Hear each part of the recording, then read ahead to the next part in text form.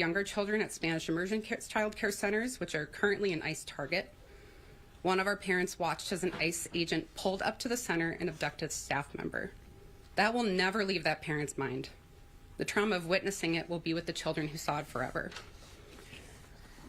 I do this work because children are our most vulnerable population. Raising our children takes a lot of energy, both as parents and caregivers. And now the federal government is adding on top of that the layers of immigration or citizenship status that make people even more vulnerable, especially our kids. It's disgusting and it shatters me.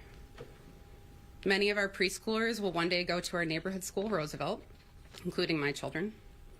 I watched in anger and horror as ICE agents tackled our youth to the ground and tear gassed them at school on Wednesday, and then left them to watch as their trusted adults were taken away.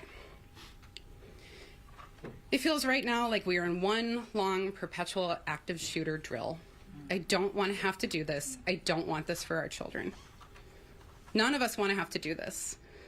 I want ICE to leave us alone so that the kiddo who looked up at her mom at pickup the other day and said, "Why do you have a whistle?" can go back to being a kid, and her mom can go back to thinking about what's for dinner instead of what they will do if they see ICE along the way. And while I am touched to see community members stationed outside of their child care centers, I want my friends and neighbors to stop being afraid or carrying their documents around. I want ICE out of my beloved neighborhood, city, and child care centers and schools. Thank you. Good morning, everyone. I am State Representative Carly Katiza-Wattoon. I represent most of the city of Eden Prairie in District 49B. I am also the DFL chair of the Children and Families Committee in the Minnesota House. First, I want to send my condolences to all who knew and loved Renee Good. My heart breaks for her wife and her children. My husband and I have 4 incredible children ourselves, and yesterday, our 5th grader came home from school and asked me if people with visas are going to have to leave and go back to their countries because of Donald Trump. One of his classmates' family is leaving. Those of us who are parenting in today's day and age are just trying to raise our kids to be safe, kind, and responsible humans. But at the same time, we are trying to protect them under a Republican regime that is rapidly destroying our democracy. My Democratic House colleagues and I are in the community, on the streets, working with our neighbors to protect people. People are carpooling from work because their spouses can't pick them up because they are afraid to leave the house. Many families in my area are afraid to send their kids to school because ICE is staking out our bus stops. Restaurants in my community are closing because their employees are at risk of being kidnapped during their daily commute. Whether or not we agree on policy is one thing. But the president ran a campaign on America First and said this was about getting criminals off the streets. Now American citizens are being killed in broad daylight and students are being tackled after school. None of this is about public safety anymore. In fact, ICE is destabilizing our communities and making us all less safe. This isn't just happening in Minneapolis, it's happening in the suburbs. It is, potentially spreading statewide. And we, as Minnesotans, are just trying to live our lives while masked agents are coming in, arresting people without cause, racially profiling our neighbors, and generally wreaking havoc. Minnesotans have been through enough. And having another murder, one that is clearly on video for the world to see, is unbelievably difficult. And the fact that this ICE escalation is due in part to some of our Republican colleagues inviting an amateur videographer to come here and target Somali-run child care and early learning centers is heartbreaking. Our job as lawmakers is to show up every day to make people's lives better and not worse. I appreciate you bringing attention to this issue. It's Minnesota nice, not Minnesota ICE.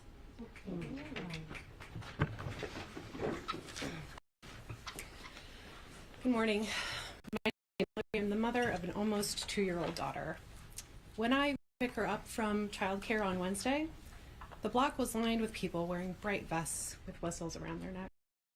They were there to make sure that the parents that come pick up their children were safe from ICE. And they were there to make sure that the teachers and staff leaving were also safe from ICE. And that's when the stress of the last weeks broke me, and I sobbed.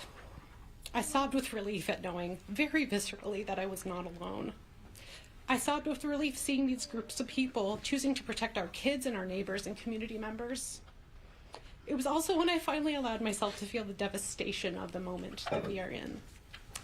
I'd been scared all day about whether my child would be okay, and I was relieved to be picking her up and going home safely.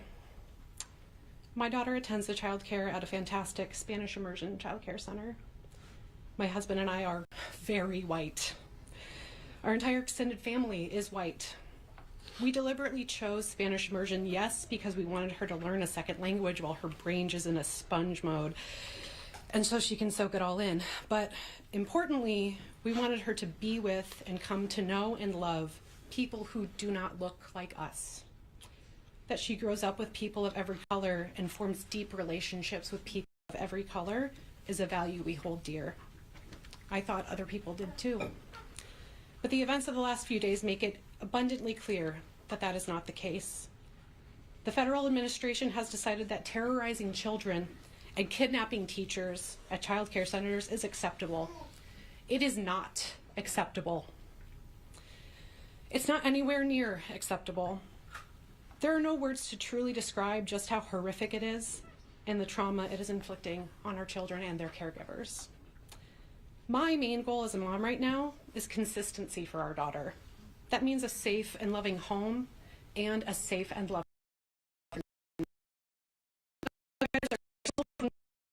administration's actions have taken away all illusions of safety.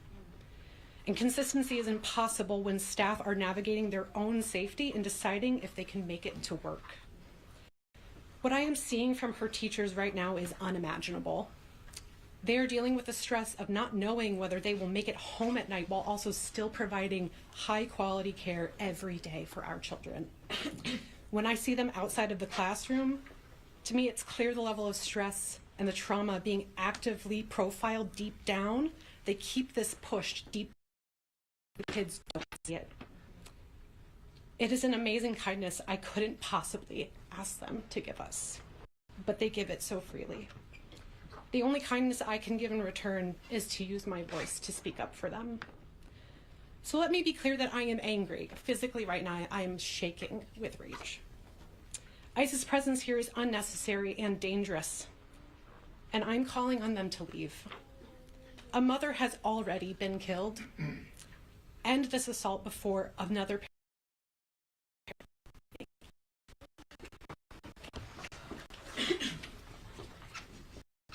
Good morning. My name is Lauren. I'm a child care provider. I'm also scared, apprehensive, worried, and frustrated, and angry that any of us have to be any of those things. And the reason we are feeling those things is because ICE is inflicting them upon us. They want us to believe that they are rooting out dangerous criminals. That is a lie. What they are doing is upending lives and causing untold trauma. My center has not been directly impacted by ICE actions, but we have immigrant families and immigrant employees. The husband of one of our employees was stopped and searched by ICE with no probable cause. They searched his entire car. But I want people to understand that every single child care center is being impacted, whether we were in the Nick Shirley video or not, and whether we serve immigrant families or not. Because our own Speaker of the House, Lisa DeMuth, invited a 23-year-old YouTuber to investigate fraud. Hundreds of child care centers have received countless harassing phone calls filled with racist attacks. Hundreds of child care centers have frightened parents and teachers. We have had to strengthen all of our protocols. We've had to write entirely new protocols for if ICE enters our building, and we've had to try to answer questions from our staff, which is nearly impossible. My job is to support our teachers. It is incredibly frustrating not to be able to do that job. I just don't have any answers. They want to know if we will be okay with the federal funding cuts and if they will still have their jobs, and I don't know. There is so much uncertainty and fear by design. It's designed to make us tired so we don't fight back. But I am angry that we are living like this. I'm angry that people who look a certain way are in danger of being kidnapped off the street or from their workplaces or homes. I'm angry that my staff of color are scared, and I'm angry that they have to walk around with their passports. And I'm angry that ICE agents continue to break the law. They are doing illegal things every day. Where is our law enforcement? Where is the accountability for the illegal actions they are taking and the terror they are inflicting? Where is the accountability for the illegal actions they are taking? We know they are swapping license plates. Why aren't we arresting them? They have shown they do not care. They have shown that a strongly worded letter will not change their minds. They have shown that they are content to murder a mother in front of our very eyes. I am exhausted, and this is all very heavy. But I will fight back, and our family will fight back, and our community members will fight back until we get ICE out of Minnesota. Thank you. Good morning. My name is Samantha Sensamura, and I have the great honor of representing the childcare workers and families behind you in the district of 63A, where we are right now. First, to everyone that showed up today, I want to say thank you. I can feel the collective warmth behind me as I came in out of the cold. And I want to just say to the people, especially that brought the kids here today, like, thank you. We are talking about really scary things that I know that many of us wish our young people did not have to know or think about. I want to start by saying it has been a heartbreaking week here in Minnesota. On Wednesday, one of our community members, one of our moms, Renee, by an agent. I got to her. And what I witnessed is an image that I believe will, our collective cover, which was a car and they had, and the next to her, I think I've seen to many folks in this room, it was clearly the car of a mom. It was full of stuffies. It was full of all of the things we pack in our cars to make sure that we can keep our kids entertained as we are trying to get safely from here to there. Just hours after Renee was killed on Wednesday, and just a few miles away, we saw ICE not take a beat, not rest, and instead go to our local high school and terrorize students, parents, community members at dismissal. We saw teachers being taken away. We saw our already traumatized community struggling to continue to keep each other safe. And let me be clear, ICE actions are not making us safe. They are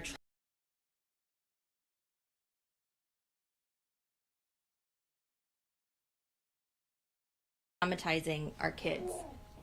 Then, that night, our public schools had to make the difficult decision to close on Thursday and Friday.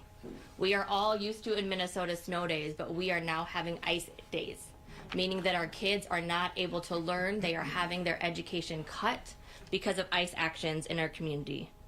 Now our district is struggling to figure out how do we have kids safely learn for the next month or so. Schools, which are already overburdened, are having to pivot to offer students remote learning because so many kids and families are terrified to come to school.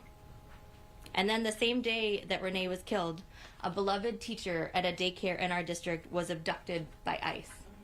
This comes on the heels of daycare centers across our city being raided, facing death threats. This is coming on top of the normal burden our child care centers already have of doing the incredible work of caring for our kids, managing all the bureaucracy that comes with that, with a business model that is untenable and not particularly profitable, as we all know. We are calling on Republicans, our Republican colleagues, Speaker Demuth, to stop playing political games with kids' lives.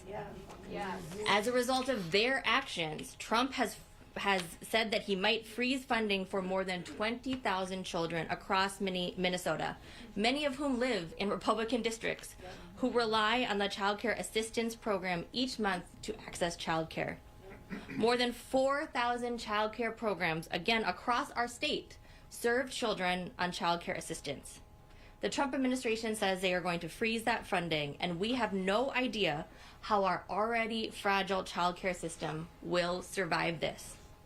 Child care has now been made into a political football to bolster the career of certain politicians and fringe YouTubers. This isn't about a headline or isn't about politics. This is about real people's lives. ICE has no place in our schools, and they have no place in our child care centers. Parents, students, and educators do not want ICE there. Schools need to be a safe place for learning, not for ICE violence. And the last thing I want to say is to the ICE agents directly. Please stop terrorizing our communities. All of you had a mom. Many of you, I'm sure, have kids. All of you have people in your lives that have cared for you. You are not making us safe. You don't know how to drive on our streets.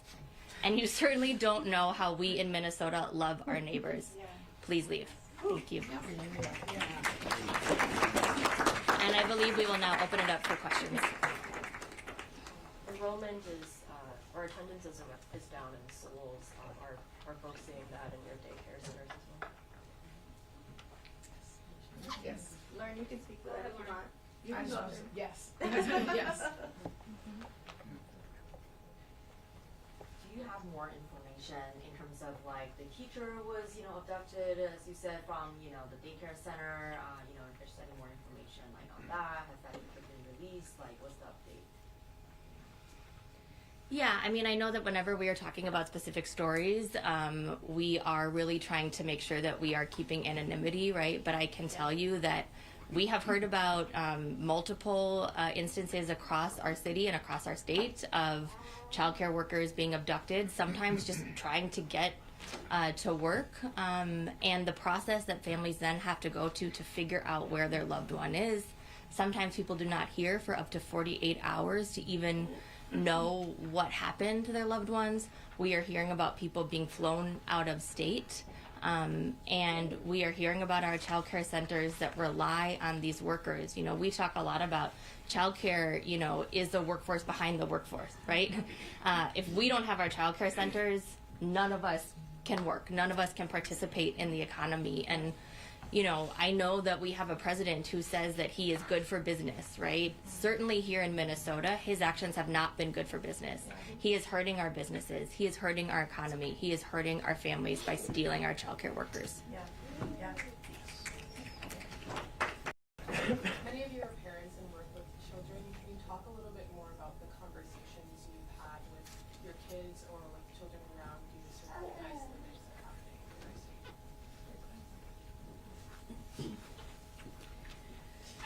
My husband and I have 4 kids. Our 3 older children are adopted, and they're Hispanic, Caucasian. And so the conversations that we have had with them in their already young lives about being safe, working with them to feel safe and protected by local law enforcement, building relationships, building trust with other adults in their lives so that they always have someone to go to, a safe and listening ear. This has been really difficult, and I certainly speak from the perspective of somebody who runs for office, who is speaking out on the news about the conditions that my constituents are facing on a regular basis. And meanwhile, at home, I'm just mom. And our kids are struggling to understand why their friends have to leave in the middle of the school year to go back to another country when their parents came here legally in most cases. They have work visas. They are contributing to our economy. They are raising the future alongside of all of us. And it really boggles the mind. I don't, you can maybe tell, I don't have all the words to explain it to you. I don't have all the words to explain it to our kids, but they know, white, black, brown, or indigenous, every Minnesotan should have the right to play, work, worship, live without the fear of being kidnapped. And that starts when kids are itty bitty, our littlest mini Sotans, right? We talk about adverse childhood experiences. We talk about how trauma, intergenerational trauma, follows people. If you are in the womb and your parents are living in fear of being kidnapped, if you are in the womb and you are living through poverty, these things, there's research that shows these experiences stay with that child throughout their entire life. And we are doing everything that we can collectively to mitigate that from continuing. I'll just briefly